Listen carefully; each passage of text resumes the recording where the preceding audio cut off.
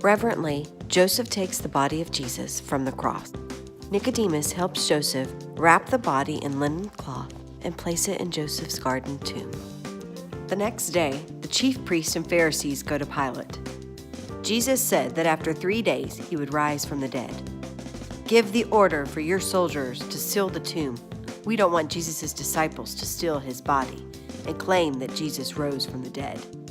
Take the soldiers you need. Set up a guard until after the 3rd day.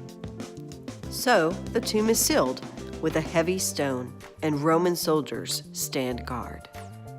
That's the last we'll hear about this man who called himself the Son of God.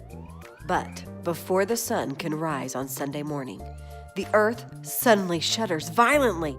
An angel of the Lord rolls the heavy stone aside, and the soldiers fall to the ground in terror. And when the earthquake subsides, they flee back to the city. At dawn that morning, Mary Magdalene and other friends of Jesus hurry to the tomb. Now that the Sabbath is over, they want to put spices on Jesus' body for a proper burial. They wonder who will help them move the stone. But when they reach the garden, the tomb is opened. Mary runs back to Jerusalem to tell Peter and John that someone has stolen Jesus' body. The other women go in the tomb and find an angel seated there. Don't be frightened. Jesus is risen. Go and tell his disciples. When Peter and John hear Mary's news, they race to the tomb to see for themselves. Only his burial cloths are here. What does that mean? He rose from the dead. He said he would, but we didn't believe him. By the time Mary returns to the garden, the others have gone. She stands outside the tomb crying. Someone speaks to her. Why are you crying? If you have taken Jesus' body, please tell me where you put it.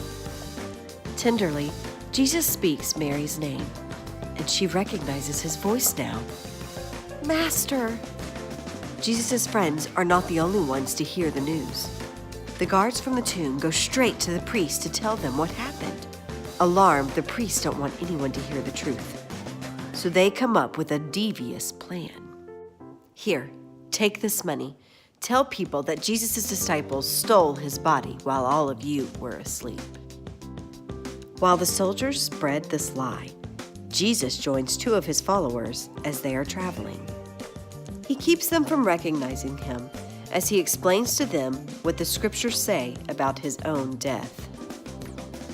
The prophets said that the Christ would have to suffer before he could be the Savior of the world. He eats with them in Emmaus. When Jesus blesses the bread and hands it to his followers, they suddenly recognize him. Jesus! And just as suddenly, Jesus vanishes from their sight.